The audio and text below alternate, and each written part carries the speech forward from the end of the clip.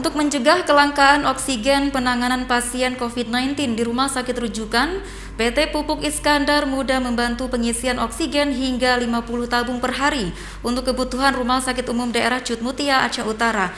Bantuan oksigen tersebut diberikan secara gratis oleh PT PIM untuk meringankan beban biaya rumah sakit tersebut untuk memenuhi kebutuhan oksigen. Kebutuhan oksigen bagi pasien COVID-19 di Rumah Sakit Umum Daerah Cut Mutia terus mengalami peningkatan seiring bertambahnya pasien yang dirawat, sehingga kelangkaan oksigen menjadi kekhawatiran pihak medis. Untuk mencegah kelangkaan oksigen, PT Pupuk Iskandar Muda membantu pengisian oksigen hingga 50 tabung per hari. Pengisian ini dilakukan secara gratis kepada rumah sakit rujukan COVID-19 di wilayah Losmawe dan Aceh Utara. Direktur Utama PT Pupuk Iskandar Muda, Budi Santoso Sarif, mengatakan saat ini PT PIM baru mampu melakukan pengisian hingga 50 tabung per hari karena pabrik produksi oksigen baru beroperasi kembali setelah 15 tahun tidak digunakan.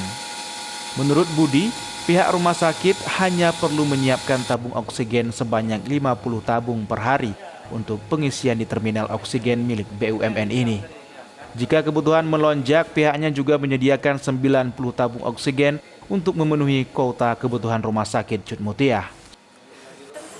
Seperti tadi yang saya sampaikan dari teman-teman ini, kemampuan pabrik kita bisa 50-60 botol per hari. Dan juga tadi disampaikan bahwa kebutuhan dari Aceh Utara ini kan sekitar 100 lah ya.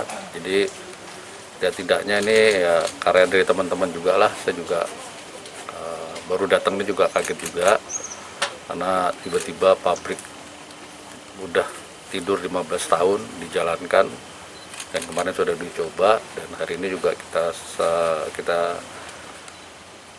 simboliskan untuk diterima. Dan program bantuan ini selain mencegah kelangkaan juga membantu keuangan rumah sakit dalam pengadaan kebutuhan oksigen.